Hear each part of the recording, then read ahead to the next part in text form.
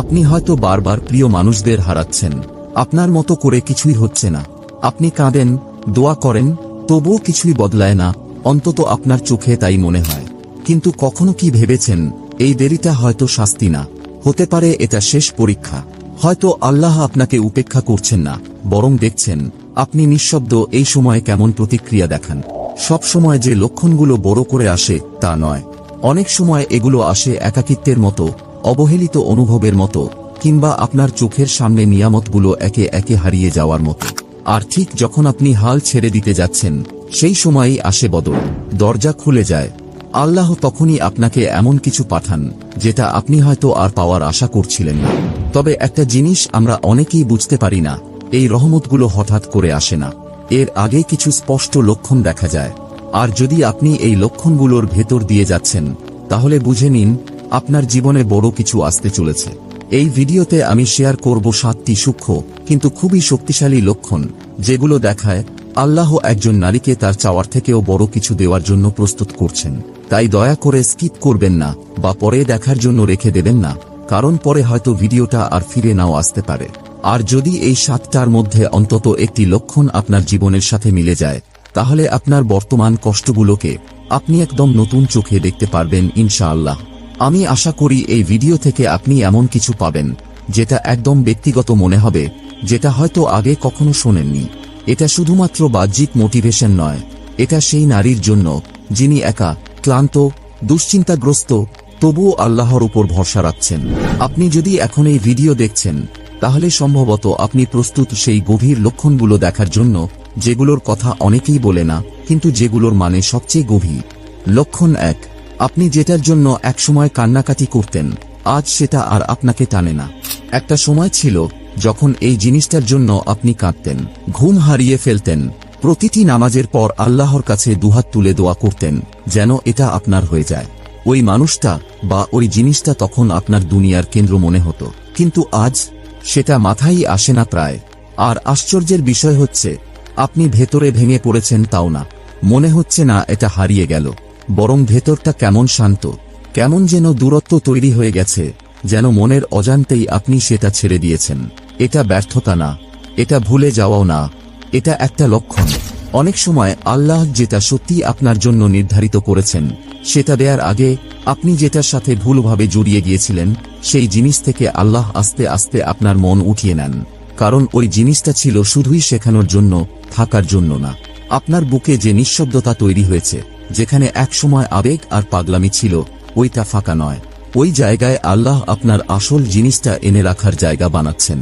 এবং এই বদলটা এতটাই ধীরে ঘটে যে বেশিরভাগ মানুষ তা বুঝতেই পারে না। তারা ভাবে তারা হয়তো অলস হয়ে গেছে, দোয়াগুলো হয়তো ভুল ছিল। কিন্তু আসলে সত্যিটা হচ্ছে, আপনি নিজেই বড় হয়ে গেছেন। যেটাকে আপনি একসময় স্বপ্ন ভাবতেন, সেটা আপনি ছাড়িয়ে গেছেন। এবং এটিই সবচেয়ে শক্তিশালী দিক। আল্লাহ যেটা আপনার জন্য নির্ধারিত করেছেন, সেটা দেওয়ার আগে তিনি আপনার মন থেকে ওইসব কিছু সরিয়ে দেন যেগুলো আপনাকে ডিস্ট্রাক্টেড করে রাখত।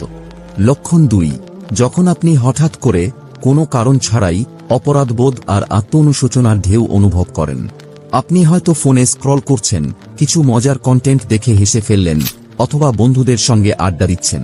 সবকিছু স্বাভাবিক মনে হচ্ছে, কিন্তু হঠাৎ করেই কিছু একটা ঠিক লাগছে না। মনে হচ্ছে ভেতরে কোথাও একটা শূন্যতা কাজ করছে। এক মুহূর্তেই আপনার মনে পড়ে যায় কোনো পুরনো গুনাহ, যেটা বহু বছর আগে করে ফেলেছিলেন, কিংবা এমন কিছু যেটার জন্য আপনি কখনো আল্লাহর কাছে ক্ষমা চাননি। আপনি সেটাকে ভুলে গিয়েছিলেন, ভেবেছিলেন ওটা আর মনে পড়বে না। কিন্তু আজ হঠাৎ করেই সেটা আবার ফিরে আসে। কোনো সতর্কতা ছাড়াই নিঃশব্দ একটা টান এসে আপনার মনটাকে থমকে দেয়। এটা দুর্বলতা নয়, এটা কোনো মানসিক অস্থিরতা নয়, এটা একটা সংকেত। আল্লাহ যখন আপনাকে বড় কিছু দেয়ার প্রস্তুতি নেন, তখন তিনি প্রথমেই আপনার অন্তরটাকে পরিশুদ্ধ করতে শুরু করেন। আপনার আত্মা তখন এমন কিছু মনে করিয়ে দেয় যেগুলো আপনি ইচ্ছা করে ভুলে গিয়েছিলেন। এটা শাস্তি নয়, বরং যেন আপনি আবার ফিরে আসেন সেই জায়গায় যেখানে আপনি নতুন নেয়ামতের যোগ্য হবেন। রাসূলুল্লাহ সাল্লাল্লাহু আলাইহি ওয়াসাল্লাম বলেছেন, আল্লাহ যখন কারো কল্যাণ চান, তখন তিনি তাকে দিনের গভীর জ্ঞান দান করেন। তাই যখন সবকিছু বাহ্যিকভাবে ঠিকঠাক চললেও আপনার ভিতরে একটা অদ্ভুত অস্বস্তি অনুভব করছেন, জেনে রাখুন এটা এমনি এমনি না, এটা আল্লাহর পক্ষ থেকে একটা নীরব ডাক। তিনি যেন বলছেন, ফিরে আসো, নিজেকে ঠিক করো, কারণ যা আসতে যাচ্ছে সেটা সাধারণ কিছু না। তোমার অন্তরটা আগে পরিষ্কার হতে হবে। এই অনুভূতি অনেকেই পান রাতে ঘুমানোর সময়, কেউ অনুভব করেন অজুর সময়, কেউ রান্না করতে গিয়ে, আবার কেউ ট্রাফিকে বসে থাকতে থাকতে।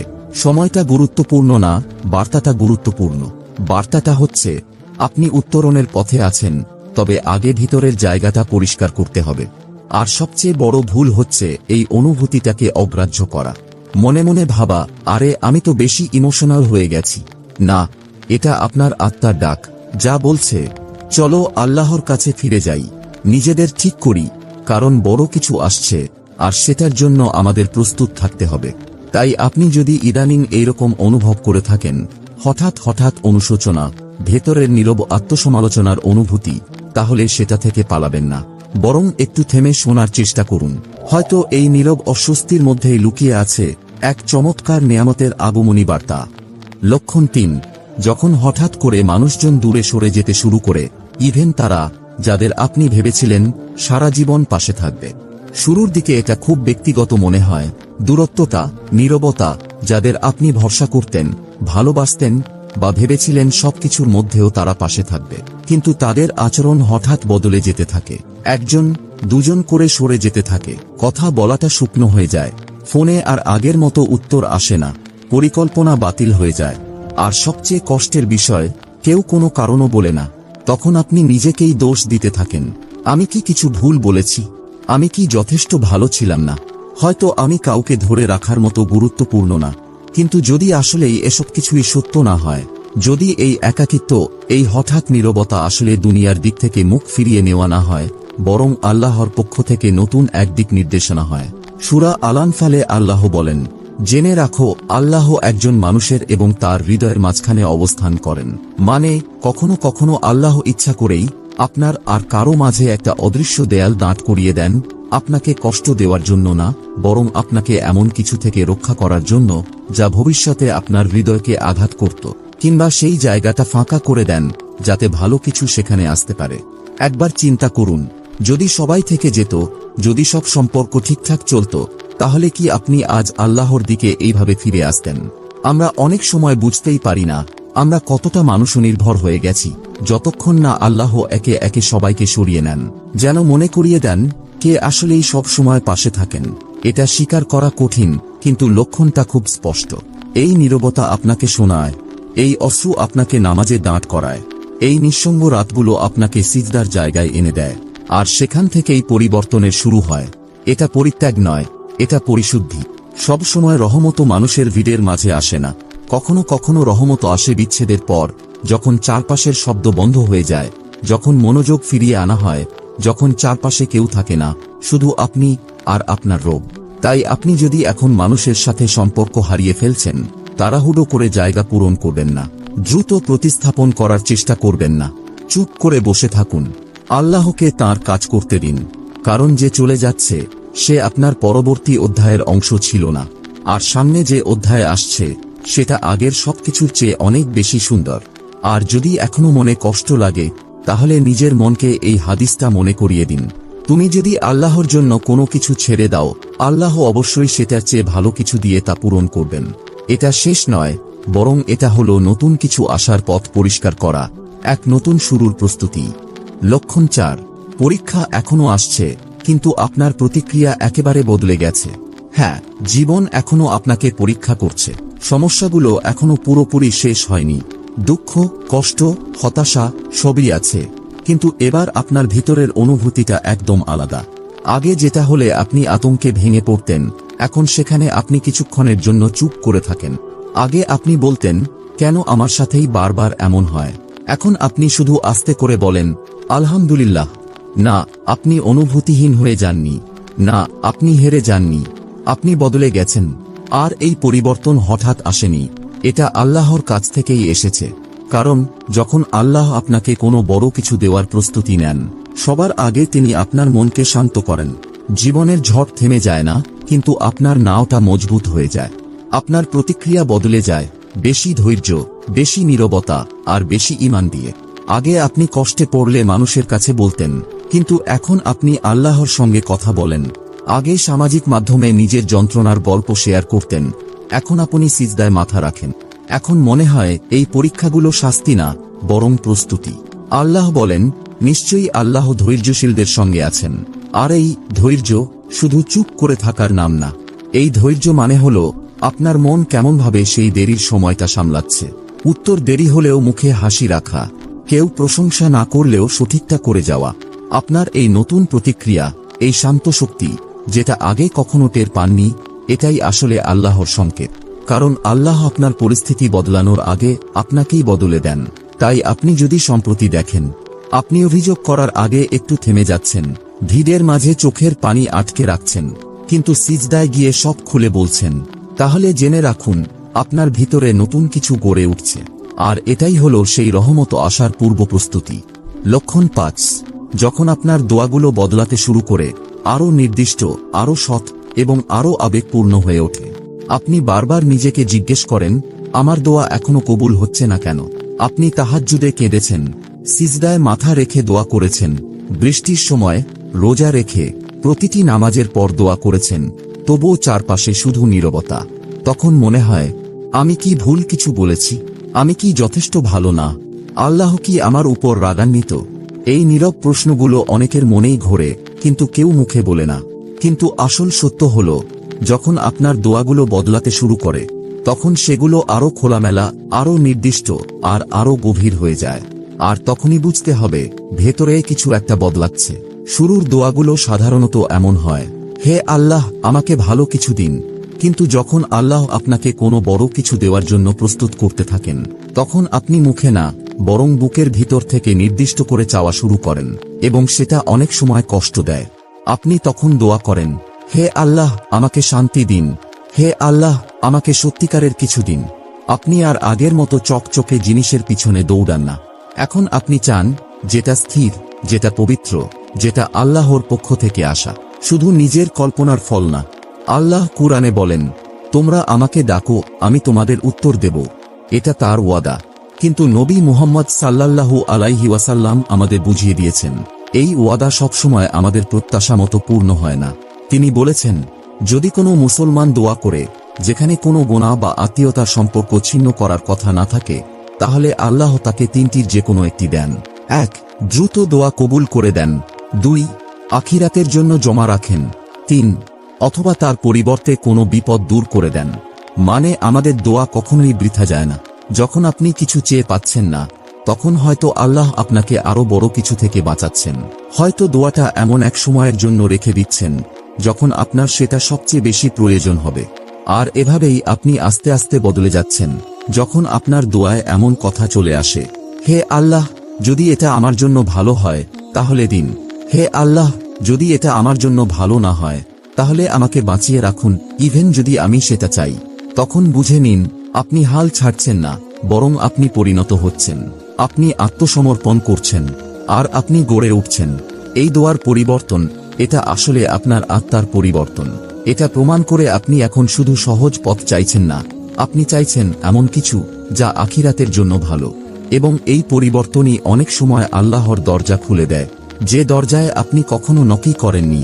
তাই পরের বার আপনি যদি বলেন, আল্লাহ এখনো আমাকে দিলেন না কেন, তখন নিজেকে জিজ্ঞেস করুন, আমার দোয়ার ধরন কি বদলেছে? কারণ আপনি হয়তো এখন যা চাইছেন সেটাই শুরু থেকেই চাওয়া উচিত ছিল। লক্ষণ 6, আপনি আগের যেসব জিনিসে আকৃষ্ট হতেন, এখন আর সেগুলো আপনাকে মুগ্ধ করে না। একটা নিঃশব্দ পরিবর্তন ঘটে। যেসব জিনিস একসময় আপনাকে উত্তেজিত করত, এখন আর সেগুলোকে আপনি তেমনভাবে চান না। পার্টি, অকারণে স্ক্রোল করে যাওয়া, ভালো লাগার নামে প্রশংসা খোঁজা, পারফেক্ট ছবি তুলে সেটাকে শো অফ করা, সাময়িক আনন্দ, সবকিছুই হঠাৎ ছোট ছোট লাগে। এমন মনে হয় এগুলো কোনো এক পুরনো আপনার অংশ ছিল, যে আপনাকে আপনি অজান্তেই ছাড়িয়ে গেছেন। এটা এমন না যে আপনি নিস্তেজ হয়ে গেছেন, বরং আপনি ক্লান্ত এই ভান ধরে থাকা থেকে, যা আপনাকে মনে করাতো বিভ্রান্তি মানেই আনন্দ। আগে যেসব বন্ধুত্ব আপনাকে টানত, যেসব স্বীকৃতি আপনার ভালো লাগত, যেসব স্বপ্ন আপনাকে তাড়িয়ে বেড়াত, এখন সবই ভারী লাগে, পূর্ণতা নয়। আপনি আর কারো দৃষ্টি আকর্ষণ করতে চান না, আপনি আর বাহিরের কোলাহল খুঁজে বেড়ান না। এটা হতাশা না, এটা আত্মিক উন্নতি। কারণ আল্লাহ যখন আপনাকে পবিত্র কিছু দিতে চান, তখন আগে ধীরে ধীরে আপনাকে সবকিছু থেকে মুক্ত করেন যেগুলো আপনার অন্তরকে অসাড় করে রেখেছিল। কুরআনের সূরা কাহফ এ আল্লাহ বলেন, তুমি ধৈর্য ধরে তাদের সাথে থাকো যারা সকাল সন্ধ্যায় তাদের প্রতিপালককে আহ্বান করে তাঁর সন্তুষ্টি লাভের আশায়। তুমি দুনিয়ার চাকচিক্যের দিকে তাকিও না আর তাদের অনুসরণ করো না, যাদের হৃদয়কে আমি আমার স্মরণ থেকে গাফেল করে দিয়েছি, যারা নিজের খেয়াল খুশি অনুসরণ করে চলে এবং যাদের অবস্থা ধ্বংসপ্রাপ্ত। এই আয়াতও আপনার ভিতরের সেই পরিবর্তনকেই প্রতিফলিত করে, যখন আপনি উত্তেজনার বদলে নীরবতা বেছে নেন, অস্থিরতার বদলে গভীরতা চান। আপনার মন এখন খাঁটি জিনিস চায়, ইভেন যদি সেটা একাকিত্ব নিয়ে আসে। এবং আজকের দুনিয়ায় এটা খুবই বিরল, কারণ চারপাশে সবকিছু বিজ্ঞাপন, সোশ্যাল মিডিয়া, প্রতিযোগিতা আপনাকে বলে আরো চাও, আরো পাও, আরো আলো এসো।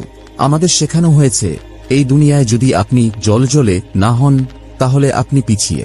কিন্তু আমরা ভুলে যাই এই দুনিয়ায় সফলতা কখনোই চূড়ান্ত গন্তব্য নয়, এটা একটা পরীক্ষা। আসল গন্তব্য হচ্ছে আখিরাত। আয়াতে আল্লাহ স্পষ্ট করে বলেছেন, তাদের বাইরে চোখ দিও না, এই দুনিয়ার ঝলক দেখে আকৃষ্ট হইও না। তাই যখন আপনার মন ধীরে ধীরে সেই সব জিনিস থেকে সরে আসতে শুরু করে যেগুলো একসময় আপনাকে আকৃষ্ট করত, যখন আপনি আর অন্যকে মুগ্ধ করতে আগ্রহী নন, যখন আপনি এমন জীবন পছন্দ করেন যা আপনার মূল্যবোধের সাথে মেলে, তখন বুঝে নিন আপনাকে নীরবে, উদ্দেশ্যমূলকভাবে অনন্তকালের দিকে পরিচালিত করা হচ্ছে, চুপি চুপি কিন্তু সঠিকভাবে একটি চিরস্থায়ী জীবনের দিকে। হ্যাঁ, এর অনেক কষ্টও আছে। আপনি দেখবেন অন্যরা দৌড়াচ্ছে সেই জিনিসের পেছনে যা আপনি পেছনে ফেলে এসেছেন। তখন আপনার মনে হতে পারে, আমি কি আরো বেশি কিছু চাওয়ায় ভুল করেছিলাম?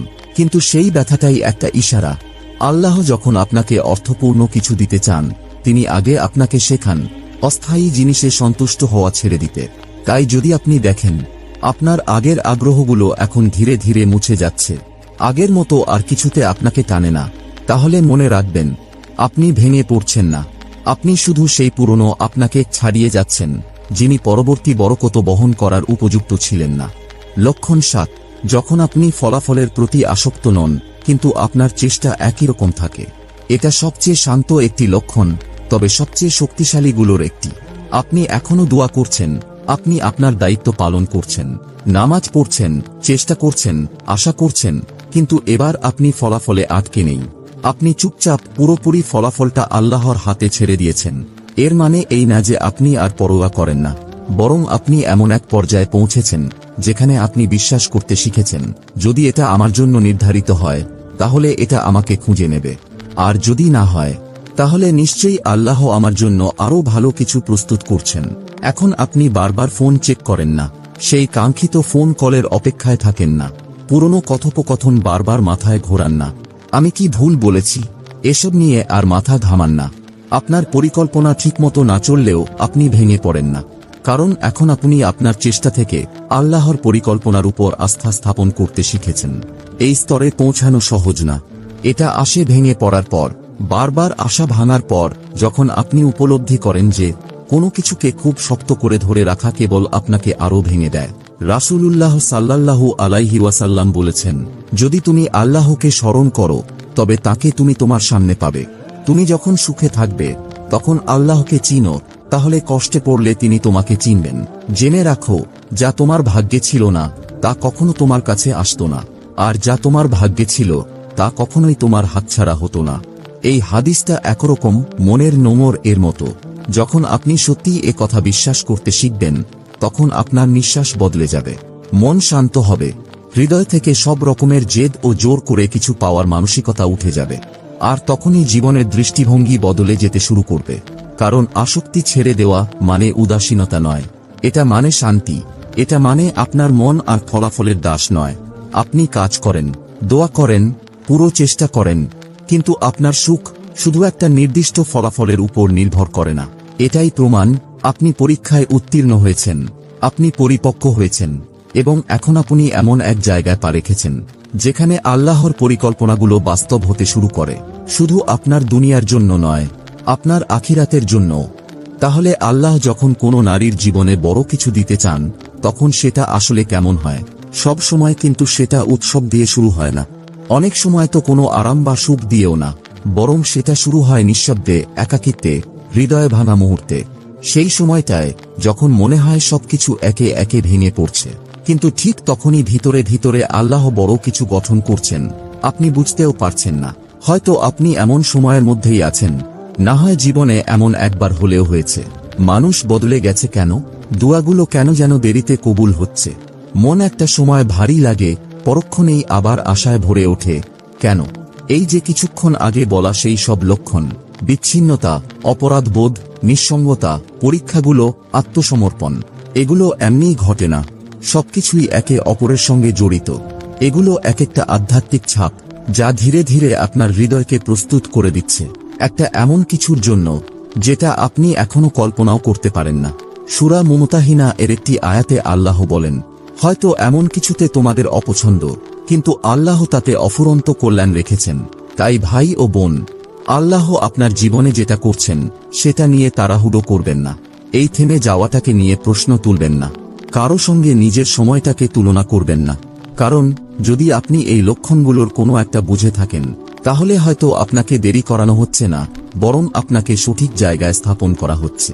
আর যখন সেই নিয়ামত আসবে, তখন সেটা শুধু আপনার দোয়াকে পূর্ণ করবে না, বরং এতটাই সুখ দেবে যে আপনি ভুলে যাবেন এই পর্যন্ত আসতে গিয়ে কত কষ্ট সহ্য করেছেন। নিচে এই ছোট্ট দোয়াটি কমেন্টে লিখে ফেলুন, হে আল্লাহ, আমাকে সেই নিয়ামতের জন্য প্রস্তুত করে দিন যেটা আপনি পাঠাতে চাচ্ছেন, এবং এটাকে এমন করে পাঠান যাতে আমি আপনার আরো কাছাকাছি চলে আসি। আর যদি এই ভিডিওটা আপনার হৃদয়ে লাগে, তাহলে একটা লাইক দিন, সাবস্ক্রাইব করুন, আর শেয়ার করে দিন এমন কারো সঙ্গে যে হয়তো নীরবে এই কথাগুলোরই অপেক্ষা করছিল। আল্লাহ যেন আপনাকে বরকত দেন, উচ্চ মর্যাদায় পৌঁছে দেন, এবং ঠিক সময়ে ঠিক উপায়ে আপনার হৃদয়ের অপেক্ষার জিনিসটা আপনাকে দান করেন। আমিন।